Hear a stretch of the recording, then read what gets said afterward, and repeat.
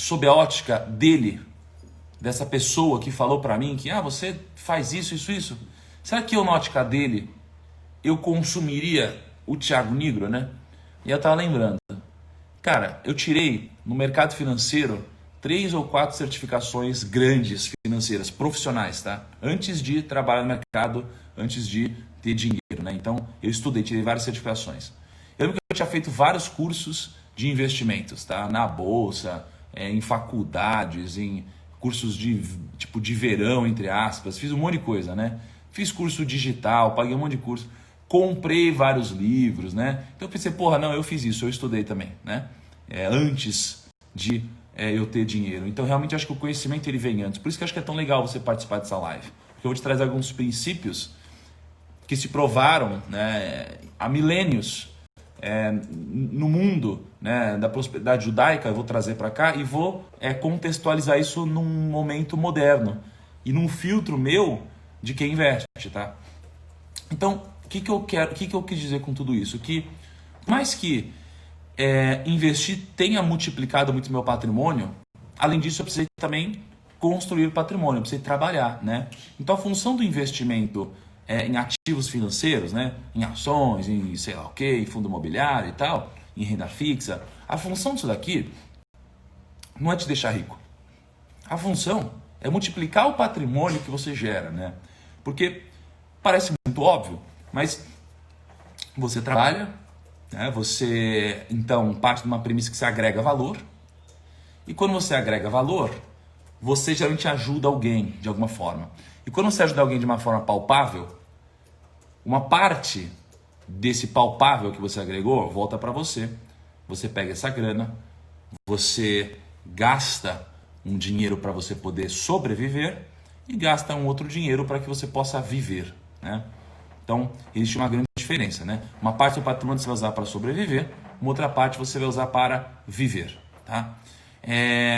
Só que a diferença entre o que você agrega vezes o que fica com você, menos o que você gasta para sobreviver, mais o que você gasta para sobreviver, vai gerar uma diferença, tá? Essa diferença é o que a gente vai chamar aqui de patrimônio líquido, tá? É o que a gente vai chamar de patrimônio líquido no mês, tá? Isso daqui é o que você vai colocar numa planilha da riqueza, né? É o que você vai colocar, sei lá, em relação a... É o que você vai colocar em uma planilha de ativos e passivos, tá? Então, algo desse tipo, tá? Olha que interessante, ó. Olha, eu já não faço isso, mas eu achei interessante esse comentário aqui, ó. Olha, acho seu conteúdo muito legal, mas acho e sei que não só eu que está sentindo sua falta de postura com relação ao vestuário. Sei lá, parece uma situação que você não está dando muito valor. E sim, eu não estou mesmo, né? E eu digo isso, e eu acho muito interessante seu feedback. Eu sei que ele foi genuíno, não foi com a intenção de machucar, mas o que eu acho legal é que eu sou feliz assim, né? E eu não quero que você seja eu, né? Ou nada disso. O que eu quero é que você possa ser você mesmo, né? Ou você mesma, né? Então, a gente mudou de escritório, a gente pegou um escritório interessante aqui em Alphaville, né? Aí já pegamos mais um na frente e tal, e a gente fez o Day One no escritório. E aí a gente passou pelos 11 princípios do Primo, né, que a gente segue no nosso trabalho, né? Os 11 princípios de trabalho que a gente segue no Primo. E aí, um desses princípios é ser você. É ser você, tá? Então, eu nunca esqueço que uma das coisas mais legais que eu tenho no meu dia é eu poder chegar no escritório e ser eu mesmo, né? Então, eu tô aqui e eu tô sendo eu mesmo com vocês. Eu sou assim com a K. Eu sou assim com o chip, né? Eu sou assim quando eu tô com um bilionário, né? E eu tô com muito bilionário e eu tô assim. Eu faço reunião, eu tô assim. Eu gravo podcast, eu tô assim. Eu invisto, eu tô assim. Eu tô numa reunião no escritório, eu tô assim. Eu tô chateado, eu tô assim, né? Então, eu sou essa pessoa. E não tem por que eu ser outra pessoa. Porque eu sou assim. E no final das contas, não tem nada melhor do que isso. Você poder ser quem você quer ser, né? Então, isso é interessante. Assim, muitas vezes assim, a gente precisa fazer coisas com a finalidade de poder ser quem a gente quer ser, né? Ou de ter o que a gente quer ter, né? Então isso aqui é muito interessante. E como o meu trabalho é um trabalho mental, né, de conteúdo, de educação, de sabedoria, de conhecimento, né? Eu acho que o maior exercício é aqui, né? Claro que se talvez o meu mercado fosse outro, se fosse um mercado de moda, puta, seria um pouco diferente, mas não é, né? E eu nem tenho a pretensão que seja, tá? Agora, diferente da K, que já é a pessoa mais estilosa que tem aqui. Mas então, continuando, o objetivo de a gente investir é a gente multiplicar esse patrimônio, essa diferença, tá bom? É multiplicar essa diferença. Então, como o objetivo é multiplicar essa diferença, a gente precisa então saber o que fazer, tá? Ontem eu mandei para vocês, né, aquele presente surpresa. Eu mandei para vocês, na verdade, todas as informações das empresas na Bolsa de Valores. Todas, né? Foi muito interessante, uma planilha incrível. Que, cara, tem muita gente que vende isso daqui muito caro, né? Por exemplo, o que eu dei para vocês ontem foi um presente secreto, né? Eu não faria isso normalmente, porque geralmente na turma fechada do meu treinamento, eu mando uma vez por mês aquela planilha, né? Com os dados atualizados para os meus alunos, para eles poderem, ter informação de qualidade para poderem estudar, tá? Então você precisa ter, né, ferramentas, você precisa ter dados para você poder fazer melhores decisões. Então, dito isso, ele é só um disclaimer, porque chegou gente nova. Ontem a gente fez o teste, muita gente recebeu, algumas pessoas não receberam, mas como era um grupo grande, essas algumas pessoas são muitas pessoas. Então, no final da live, vou postar um stories com a arrasta para cima e você não vai precisar pôr nome, e-mail, nada. Vou pôr arrasta para cima e você pode baixar de graça, tá bom? Então, é isso aí. Bom, as pessoas, elas querem dinheiro rápido. As pessoas querem ficar ricas rápido. E aí, eu já fui assessor de investimentos e eu sei como é. As pessoas querem ficar ricas da noite pro dia e eu sei por causa do seguinte, não é só pelo fato de saber, é porque eu fui essa pessoa, né? Eu fui essa pessoa do dinheiro rápido, eu quis enriquecer, eu peguei a minha grana, eu alavanquei meu patrimônio, eu quebrei aos 18 anos e eu quebrei porque eu não sabia o que estava fazendo, eu tinha pouco dinheiro, ainda bem. Então lembra a história do Moisés? Eu não posso errar no final, mas no começo eu posso. Eu errei no começo, isso foi bom para mim. E aí eu aprendi, tá? Aprendi, não cometi mais esse mesmo erro, mas mais para frente errei de novo, fui ganancioso, perdi dinheiro de novo. Aí eu aprendi que a frase mais importante nos investimentos para mim é que medo, ganância e indisciplina geram prejuízos, tá? Medo, ganância e indisciplina geram prejuízos. Pum, beleza. E aí, depois de muitos anos, eu desenvolvi uma metodologia para investir, que eu já contei várias vezes para vocês, que é a ARCA, né? Deixa eu tirar os comentários. Que é a ARCA, né? E aí eu não vou entrar nela agora, mas é a ARCA. Só que aí, eu estudando sobre prosperidade judaica, tem uma passagem aqui muito interessante, em que tem um rabino, tá, que diz uma coisa muito interessante, tá? Ele diz o seguinte, Rabbi Yitzhak advise a person to invest his money, né? Então, o rabino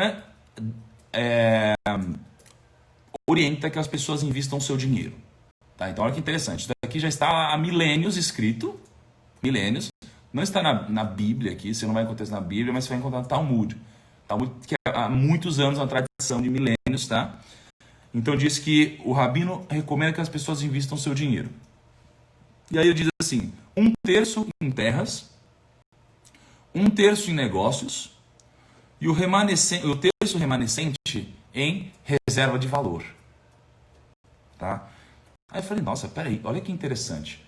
Porque, vamos lá, a Torá são os 5 primeiros livros da Bíblia, né? Que é o Pentateuco, que foi o escrito por Moisés. Aí, a Taná é o Antigo Testamento, que são, a Bíblia é dividida em 2 partes, né? Aí você tem o Antigo Testamento, isso daqui é a Taná. E o Talmud é a tradição oral que os judeus têm, que eles passam, eles passam adiante, sempre, né? De geração em geração, através da tradição oral. Então é algo que não tinha registro, né? Só que, nessa tradição oral, né, e alguns rabinos começaram transcrever essa tradição oral e transcreveram em hebraico, e aí você encontra coisas em inglês hoje. Você tem uma passagem que está escrita há milênios atrás, dele dizendo assim, pô, recomendo que invista o seu dinheiro e que seja 1/3 em negócios, 1/3 em terras e 1/3 em reserva de valor. Isso lá atrás. Eu fiquei muito curioso. Quando eu vi isso. Eu falei, porra, peraí, então já estava escrito lá atrás? Para investir dessa forma? Olha que maluco. E as pessoas ficam desenvolvendo várias teorias de investimentos hoje e tal. Aí eu falei, peraí, qual será que é a melhor estratégia? Aquela que eles recomendam há milênios ou essas estratégias novas, né? E aí eu comecei a colapsar essas ideias novas com essas ideias antigas que existem na Talmud, e aí eu fiz alguns estudos. Nos estudos que eu fiz, eu descobri o seguinte, eu descobri que essa estratégia milenar é melhor do que 95%, não é exato 95%, eu digo holisticamente, né? 95% das estratégias que existem hoje. Por quê? Porque tem um livro que eu vou recomendar para vocês, tá? E vou postar nos stories. Não vou recomendar para vocês, vou fazer o seguinte, hoje eu me comprometo a postar conteúdo desse livro para vocês nos stories, tá? Então, fica nos stories, eu vou postar conteúdo desse livro nos stories para vocês, tá?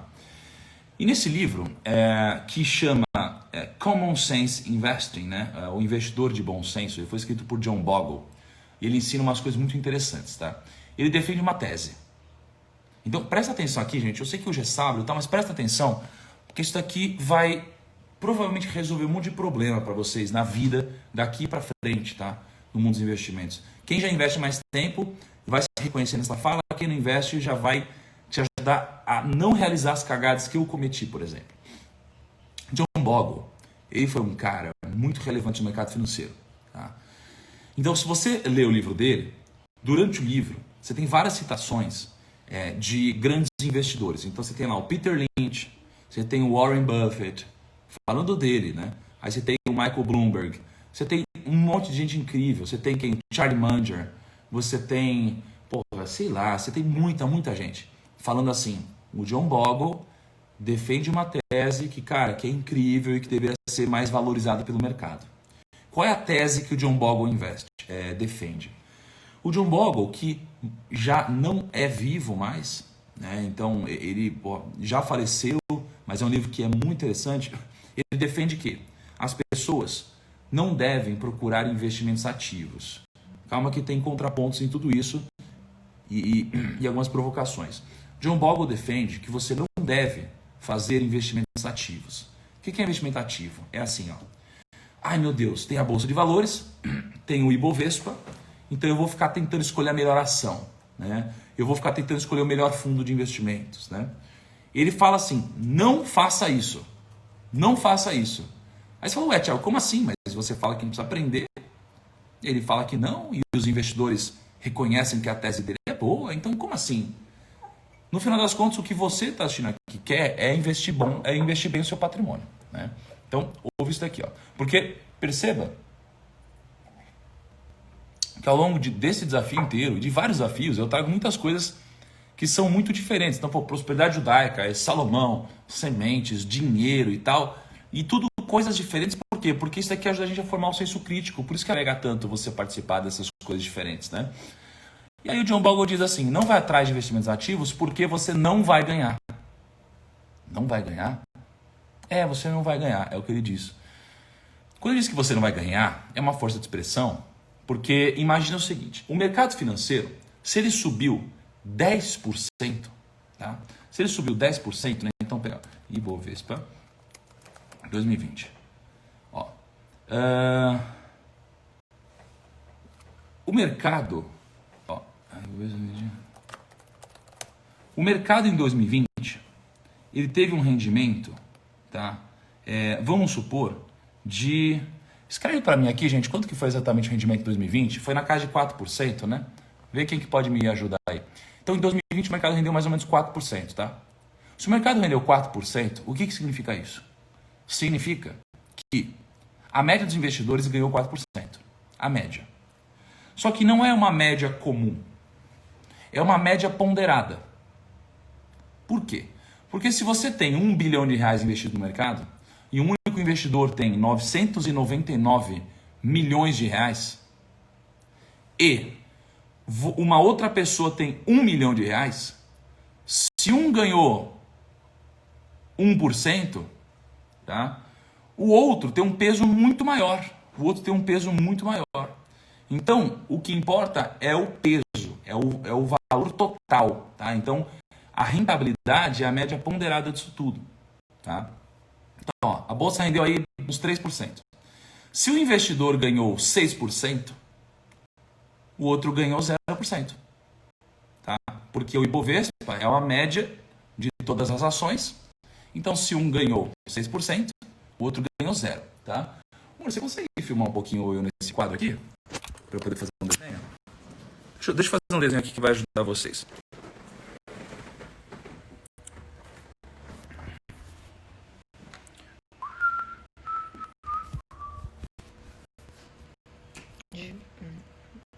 Ó. Pensa assim, ó. O Ibovespa... tá sem sinal já. Tenta vir mais para você aqui, por favor. Ó, o Ibovespa, que é a nossa bolsa de valores, se ele teve um rendimento de 3%, significa que isso daqui é a média que todos os investidores que estão comprados, né, de uma forma muito simplista, ganharam. E se isso daqui é a média de quanto eles ganharam, significa que se alguém ganhou muito, se alguém ganhou 6%, alguém ganhou pouco. Então, quando a gente fala que na crise, né, na Bolsa de Valores, a gente teve um gráfico e a Bolsa ela começou aqui, aí ela caiu e ela voltou, e a gente teve uma queda de 50% aqui e depois uma alta de 100%, não é você que perdeu só se você vendeu aqui. Se você vendeu, alguém comprou, porque é sempre uma negociação no mercado, né? Então, eu, por exemplo, comprei muito aqui, mas eu comprei de quem estava vendendo. Então eu comprei de quem estava provavelmente desesperado, de quem estava com muito medo. E as pessoas que estavam com muito medo provavelmente perderam muito dinheiro, porque devem ter vendido aqui com uma queda de 50%. E eu comprei aqui. Então no mercado financeiro, o importante é, se a gente tem um gráfico assim, a média é essa linha. Significa que teve gente que ganhou aqui e tem gente que ganhou aqui. Ou que perdeu, né? O mercado é sempre uma média. Então, o que é importante você entender aqui? O importante é você entender que, no final das contas, se alguém ganhar muito, tá? Geralmente, alguém vai ter que ter não ganho muito ou até perdido, né? Para que a gente tenha... para que a gente use o Ibovespa como benchmark, tá? Então, o importante é só você entender o seguinte. A única coisa que você tem que entender dessa fala de agora é que se a bolsa subiu 10%, se alguém ganhou 20%, alguém ganhou 0%. É isso que você precisa entender para poder acompanhar o raciocínio que eu vou fazer aqui. E aí o que John Bogle diz é, cara, como que você vai competir com gente que tem mais informação que você? Como você vai competir com gente que já tem conhecimento acumulado de 30 anos? Como que você vai competir com quem tem conhecimento acumulado de 30 anos? Como você vai competir com quem sabe investir? Como você vai competir com quem tem metodologia? Como você vai competir com quem tem mais dinheiro que você? Né? Então, ele diz isso. E faz sentido. E aí, como você vai competir com quem investe com menos custo que você? E o que ele defende é que os custos eles vão atrapalhar muito seus investimentos. Eles vão atrapalhar muito seus investimentos, tá? Então ele recomenda o quê? Que você não vá atrás de ficar fazendo maluquices e que você faça o básico, de você simplesmente escolha classes de ativos e invista, tá? Então você escolhe ações. Pô, então você vai investir num ETF, por exemplo, né? ETF é o seguinte, não escolhe uma ação, escolhe todas ao mesmo tempo. Aí depois você escolhe fundo imobiliário. Não escolhe um fundo imobiliário, escolhe um ETF de fundo imobiliário, né? Aí você investe em todos ao mesmo tempo. E no longo prazo, se você investir pouco custo, você vai ganhar mais, tá? Isso daqui é a tese dele. E faz sentido para 90%, 95% da população. Tem uns outros 5% que para eles não faz sentido. Para mim não faz sentido. Pô, no ano passado eu ganhei 27% no ano. A bolsa subiu 3%, né? Porra, então para eu ter ganho 27%, teve alguém que perdeu pra caramba. Teve alguém que tomou um fumo forte, né? Mas não eu. No ano anterior, eu ganhei 100% mais ou menos, né? Pô, se eu ganhei 100%, cara, pô, teve alguém que perdeu muita grana, né? Ou alguém que perdeu muita grana. E no ano anterior eu ganhei 30%. E se eu ganhei isso, eu fui muito acima do mercado, alguém perdeu muita grana. Então, essa média é importante para que você entenda o conceito do que eu estou dizendo. Dito isso, a gente vem para uma estratégia de milênios que está no Talmud, que eles chamam de The Talmud Portfolio, tá? Que seria o portfólio da Talmud. O que recomenda no livro? Cara, isso é muito louco, eu fiquei chocado quando eu descobri. Tem um livro, o Talmud, um livro entre aspas, Talmud que recomenda como se invista. O que eles recomendam? Que você pegue seu dinheiro, você divide em 3 partes então, né? Reserva de valor, negócios e terras. Quando você olha para isso, a grande magia que existe é porque eles conseguiram traduzir em princípios o formato que você deveria investir. E aí eu peguei esses princípios e eu fiz um estudo histórico.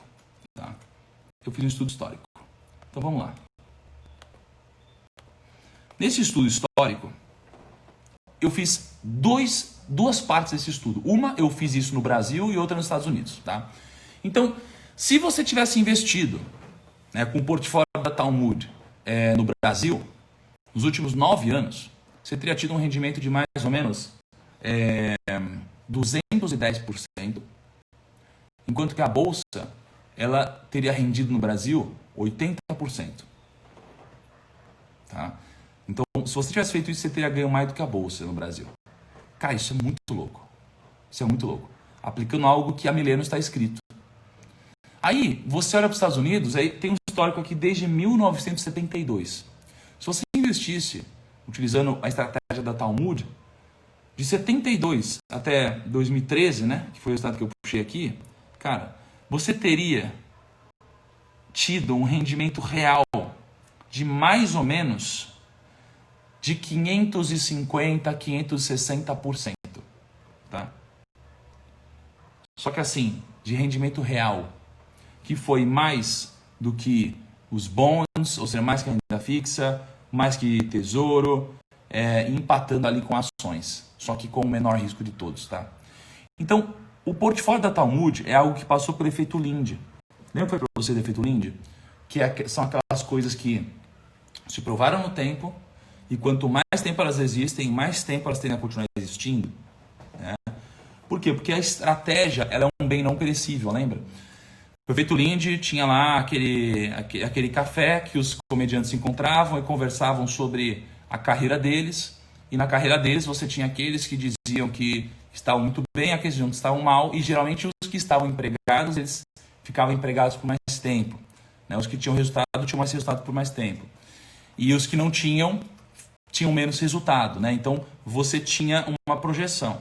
E aí você começa a ver que tudo que dura muito tempo vai durar por muito mais. Então o livro que eu escrevi do 1.000 ao milhão, a tendência é que ele dure muito menos do que a Bíblia, que já se prova há muito tempo. Né?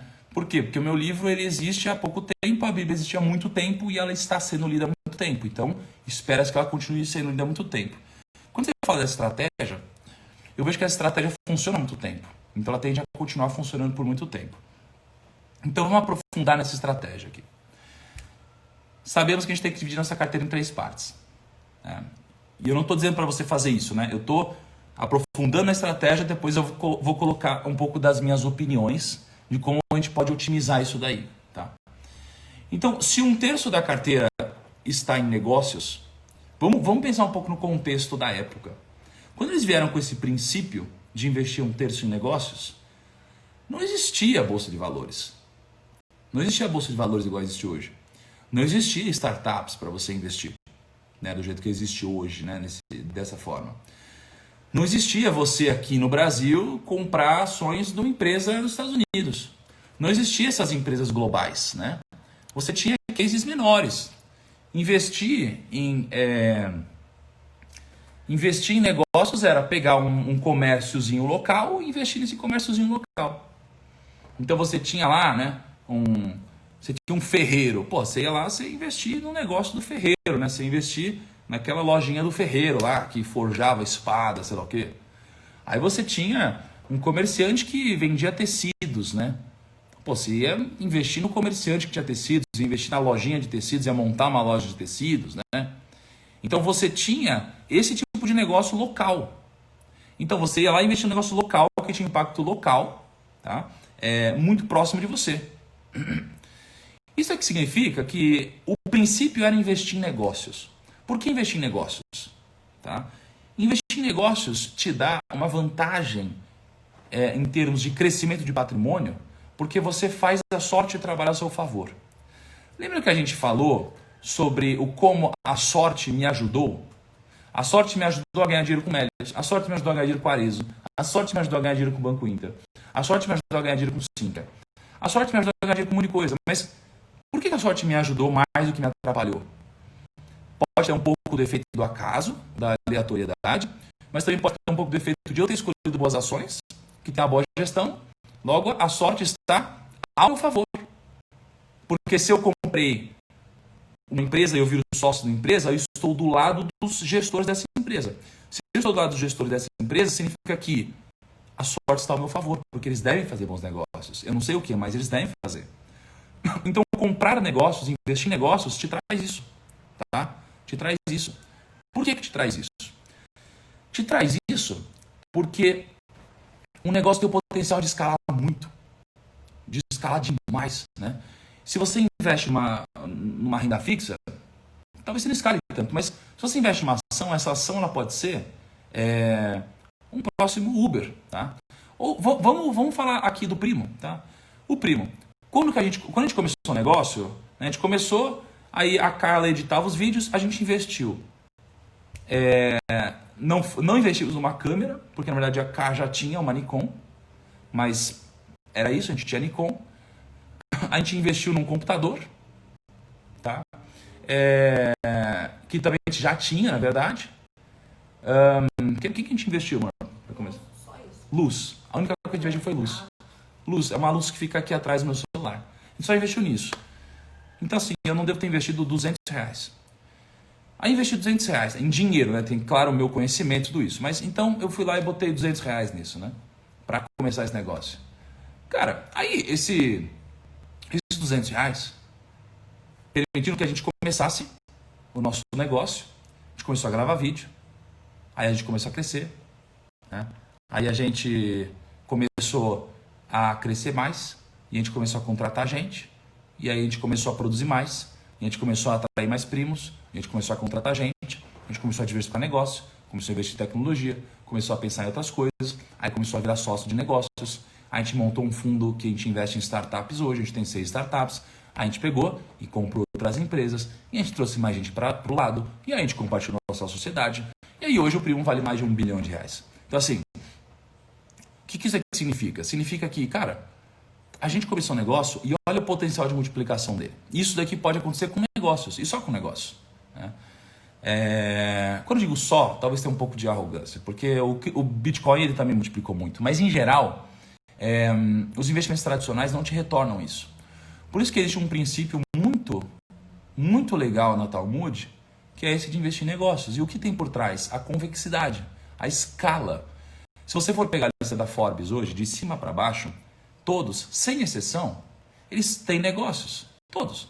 Do primeiro ao último. Pega o Elon Musk, que virou o homem mais rico do mundo agora. É negócios. Né? É só com negócio que as pessoas ficam assim. Senão, não. Só que você pode montar um negócio ou investir em negócios, e hoje é através da Bolsa de Valores. Ou hoje é através de startups. Então, o princípio é o mesmo.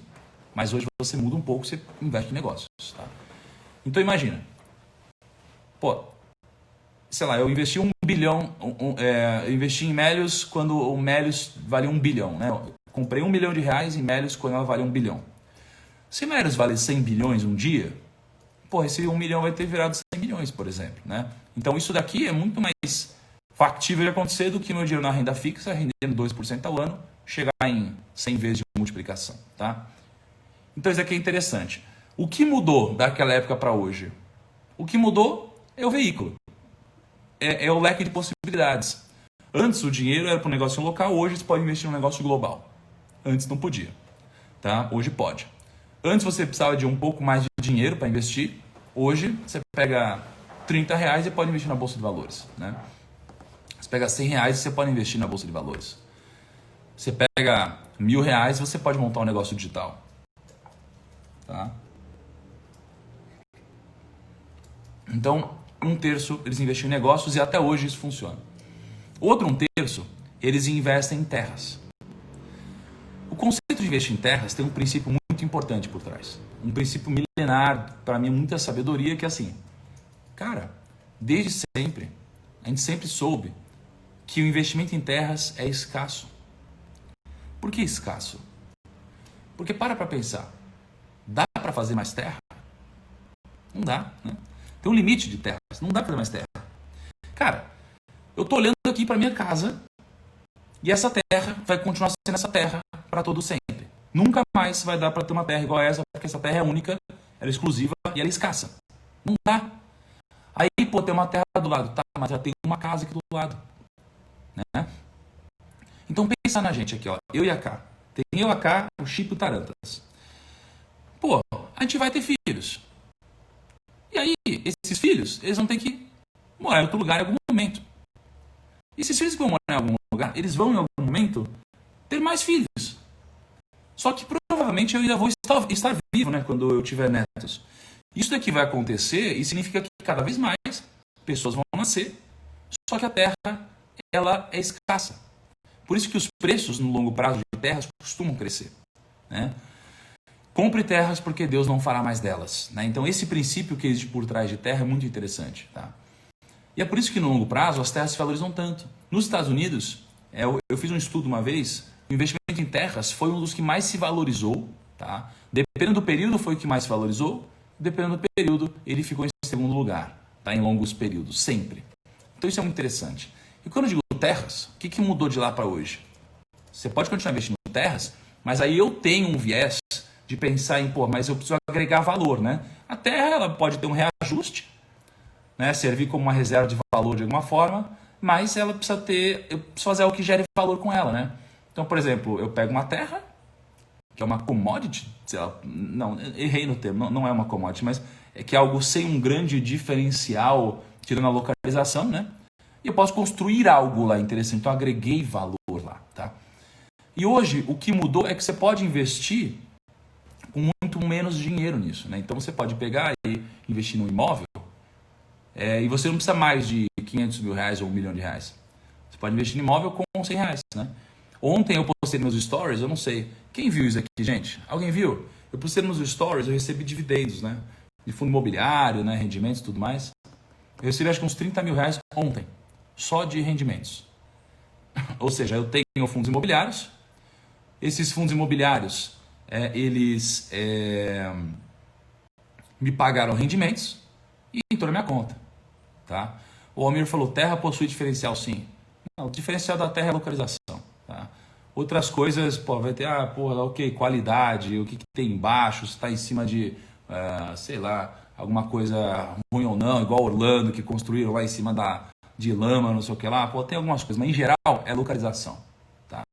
É o maior fator de decisão e de agregar valor aqui que existe, tá? Fora a topografia e tudo mais, quantos por cento você pode construir no terreno, aonde bate o sol, tudo isso, mas o principal é a localização, tá? Então hoje você pode investir em fundo imobiliário com muito pouco dinheiro, com R$ 30, né? Então hoje você compra uma cota por R$ 100 e você recebe rendimento todo mês. Aí você pega e você recebe esse rendimento e você pode reinvestir. Pô, olha que legal, a Dé Gonçalves aqui falou, recebi R$ 100 ontem. Exatamente, é maneiro isso aqui, tá?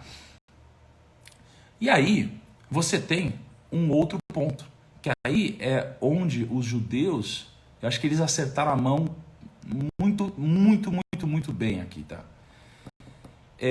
Porque os judeus, eles têm uma tradição, assim, eles aprenderam a fazer negócios, tá? Então, a fazer trade de negócios, que é comprar negócios e vender negócios. Isso aqui ajudou eles a ganhar muito dinheiro. Isso daqui entra dentro da caixinha de negócios, tá? Eles tiveram problemas com terras, porque eles sempre foram muito expulsos dos lugares deles, né? Então, isso daqui, lá atrás, não foi a melhor coisa do mundo. para eles, né? Porque chegava aqui um faraó, alguém roubava deles a terra e, e pegava para eles, né? Agora, o outro um terço é um terço da reserva de valor. E a reserva de valor é muito, muito, muito negligenciada hoje. Por quê? Quem aqui tem mais de 26 anos e quem aqui tem menos de 26 anos? Escreve aí. Tenho mais de 26 anos, tenho menos de 26 anos. Ou só põe mais ou menos para mim. Põe quem tem mais de 26 anos, quem tem menos de 26 anos. Só para eu saber. Porque, veja só. O nosso real, ele tem, se eu não me engano, uns 26, 27 anos. Tá bom? Então a maioria de vocês vive hoje com uma idade que vocês nem lembram direito, né, de quando mudou isso daqui. Então para vocês o real existe desde sempre, né? Mas o real ele era outra moeda antes. Então a gente pensa no real, vou guardar dinheiro aqui. Cara, é possível que o real não exista mais daqui a um tempo. É possível que não exista mais. Só que você não lembra disso. Porque a história ela vai sendo reescrita, gente. Isso é um dos grandes perigos que existem, né? Que as pessoas reescrevem história com seus vieses atuais. Então, por exemplo, hoje você tem um debate muito, muito forte, né, sobre minorias, né, sobre classes, gênero, tudo isso. Então, se lá atrás a gente entende que algo foi, sei lá, preconceituoso ou alguma coisa assim, na realidade de hoje, a gente quebra estátua, a gente reescreve livro. Pô, o pessoal está reescrevendo livros antigos no Brasil, trocando um monte de coisa, porque não é mais aceito, né? Então assim, sei lá, você tinha um livro lá que tinha um termo que hoje não é aceito, eles vão trocar o termo. E com o tempo eles vão reescrevendo a história, né? Então, pô, a história vai julgando o que aconteceu no passado. E o problema é que a gente vai perdendo um pouco da referência. Então a gente começa a não saber mais como é o nosso passado, e como a gente esquece o nosso passado, a gente não pode se preparar direito para o futuro que vai chegar, né? Por às vezes um debate político, um debate ideológico, né? Só que o passado é o passado, aconteceu, ele tem que ser passado de forma factual para que a gente possa interpretar isso com o contexto da época. E aí, como a gente esquece isso e o passado ele muda, a gente perde muita referência. E a gente acaba esquecendo que é muito possível e provável que o nosso dinheiro ele acabe em algum momento. Acabe no sentido que mude. Talvez o real ele nem exista mais daqui a um tempo, e talvez nem o dólar.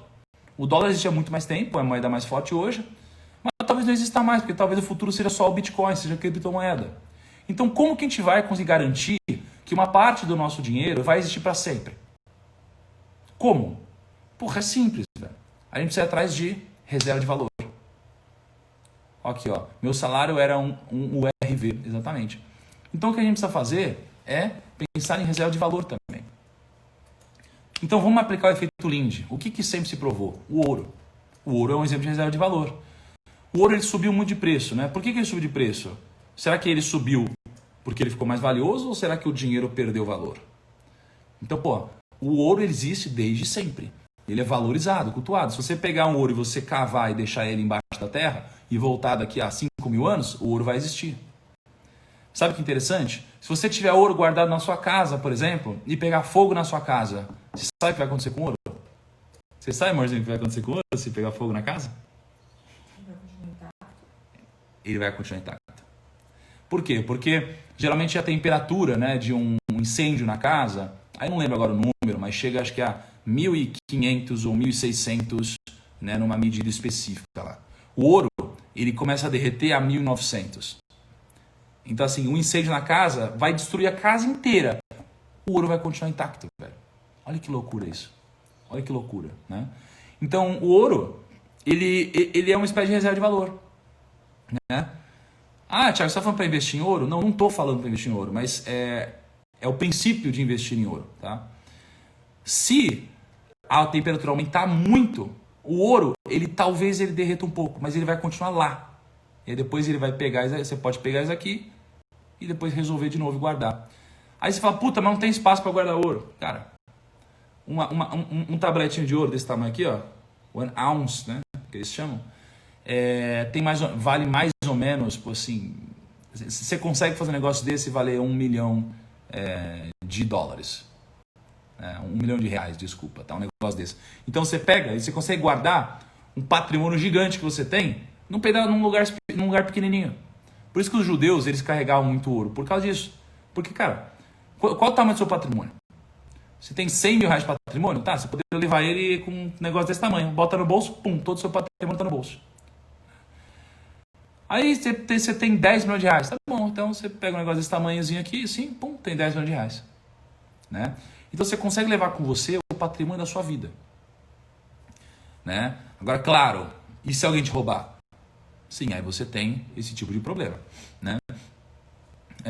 Por isso que a ideia não é ficar falando que você tem ouro em casa, né? Por exemplo. Eu não tenho, então nem adianta me roubar aqui. Aí o Bitcoin, ele é um exemplo que ele é uma grande aposta, né? Que pode ser uma reserva de valor. E de fato, ele tem atuado como uma, né? Ele tem características assim, ele é uma moeda deflacionária, né? Ele tem escassez. Só existem lá 21 milhões de bitcoins, não dá para fazer mais, né? E tudo que tem escassez tende a subir de preço, né? Porque o ouro, gente, ele cabe em 4 piscinas olímpicas, você acredita? Todo o ouro do planeta, desde a história do Egito, José do Egito, lá tudo que eu falei, cabe em 4 piscinas olímpicas. Então o ouro, cara, ele é muito escasso. Ray Dalio fala sobre isso. Então o princípio que tem por trás gente, vamos pensar em investimentos ou em dinheiro que atue também como reserva de valor. E hoje a gente tem essa possibilidade de investir globalmente, né? Então imagina, a gente tem 3 partes do nosso patrimônio. Uma parte em negócios, uma parte em terras e uma parte em reserva de valor. Tenha 1/3 em cada um. Isso é o que o Talmud diz. Quando você tem 1/3 em cada um, o que vai acontecer é que isso aqui vai oscilar.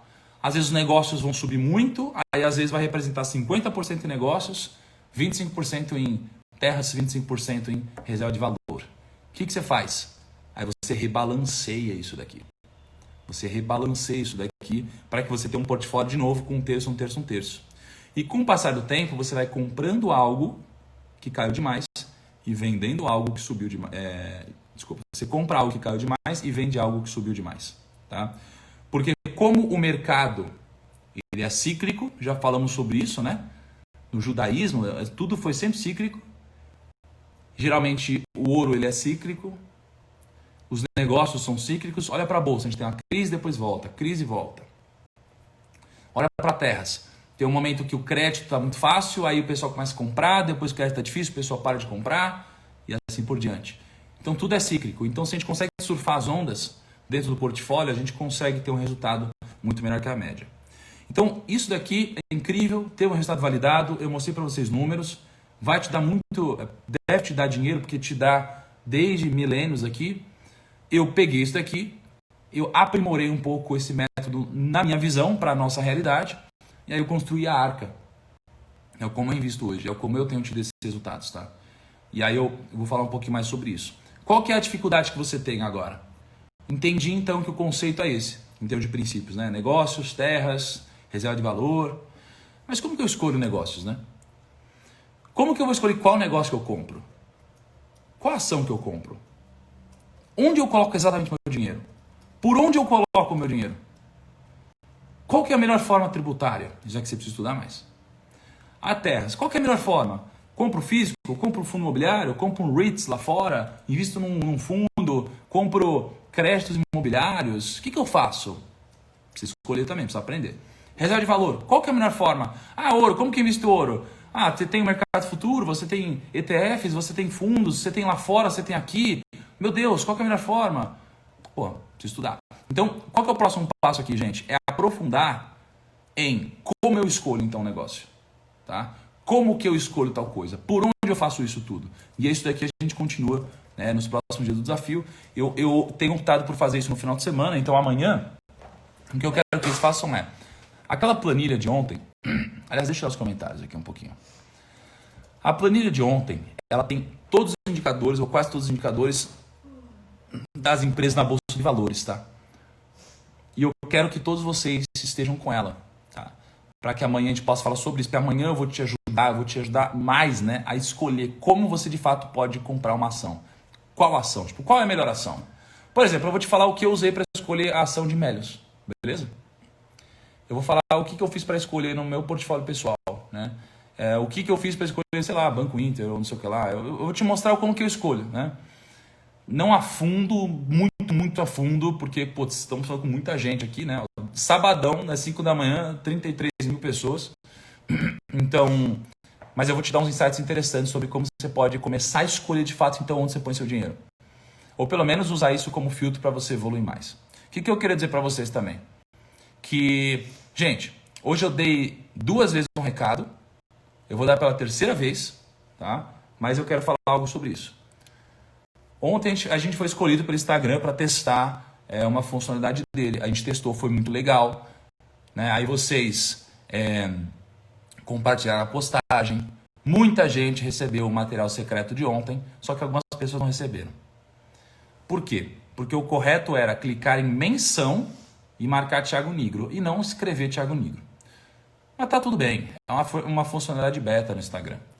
E aí o que eu disse é, gente, assim que terminar a live aqui, eu vou botar um stories para vocês baixarem, né, essa planilha. Só que eu vou deixar isso aí disponível só até umas 8 horas, tá? Qual que é o negócio aqui? Gente, o nosso combinado não é chegar às 5 e 6 da manhã. Nosso combinado é esse. Só que das 5h40 da manhã, e aí tem gente que fala assim, porra, primeiro eu não recebi a planilha. Eu falo, porra, velho, a gente combinou 5 e 6 da manhã. Não é? Porque eu já dei esse recado. Então assim, vamos fazer o combinado. Se você quiser de fato, porra, chega às 5 e 6, velho. Não fica aí chegando tarde. Porque se fosse uma reunião, a gente tivesse marcado aqui 5 e 6, se chegasse 5h40, não ia rolar, entendeu? Não ia rolar. Se você chegar atrasado numa reunião, você não fica fazendo isso. Se você chegar atrasado na reunião, você ouve, velho. E você entende o ambiente ali, porque provavelmente o que você está falando já foi passado, tá? Isso aqui é pra vida, não é pra live aqui. Pra live tanto faz. Porra, tô falando pra sua vida. Tanto faz aqui. Tô falando pra live. Mas que geralmente, pra vida, né? Mas geralmente como você trata isso é como você trata a sua vida. Então, porra, vamos cumprir o nosso horário combinado. Tá bom? Amanhã 5 e 6. Por quê? Porque senão, eu preciso tomar decisão. Eu começo a falar pra galera que tá 5 e 6, mas depois a galera vai chegar às 5h30, 5h40, vai ficar perguntando um monte de coisa que eu já falei, tá? Então chega no horário amanhã, gente. Vai ser legal. Amanhã eu vou aprofundar mais ainda em ações, tá? Olha que bacana. Olha como ficou a capa do nosso desafio. Ficou legal, né? Douradão aqui, ó. Ó, ficou legal, né? Eu tenho um fichário, né? Eu tenho um fichário que eu vou guardando todos os mapas que a Mico tá fazendo. Ó, aliás, não deixem de baixar isso daqui, ó. A Mico, ela tá fazendo as páginas todas aqui, ó. Olha que legal. Todas as páginas. Tem o Rabino aqui, ó. Cadê o Rabino? História do Rabino e tal. Então tem tudo isso daqui para vocês, tá? No Telegram. Na verdade não tem mais tudo, porque dá 24 horas a gente deleta. Time, se tiver alguma coisa que tá lá por mais de 24 horas, deleta agora depois da live, tá? Porque o combinado é, por 24 horas o material fica lá. Vocês podem baixar em alta definição e vocês podem imprimir se vocês quiserem depois, tá bom? Galera, agora, conceito muito importante pra gente fechar é: a insensatez é o reino onde toda coroa é feita de espinhos. Por quê? Insensatez é você saber o que deve ser feito e você não fazer. Isso aqui é o que acaba com a disciplina, é o que acaba com a sua vida, tá? A insensatez, que é quando você sabe o que deve fazer e você não faz. Quando você sabe o que deve fazer e não faz, qualquer coroa que você colocar vai ser de espinho. Porque qualquer coisa vai te machucar, se você não faz o que você sabe que deve fazer, tá? Isso daqui que é muito importante. Você não pode vacilar nisso. E quando a gente fala de investimentos, e eu te mostro, tá, esse portfólio da Talmud, alguma coisa assim, às vezes a gente quer inventar, né? Então a gente quer ser insensato. Por quê? Porque a gente sabe que é isso aqui que dá dinheiro. E a gente fica querendo inventar. Só que a gente quer inventar por quê? Porque a nossa ganância, as emoções falam mais alto.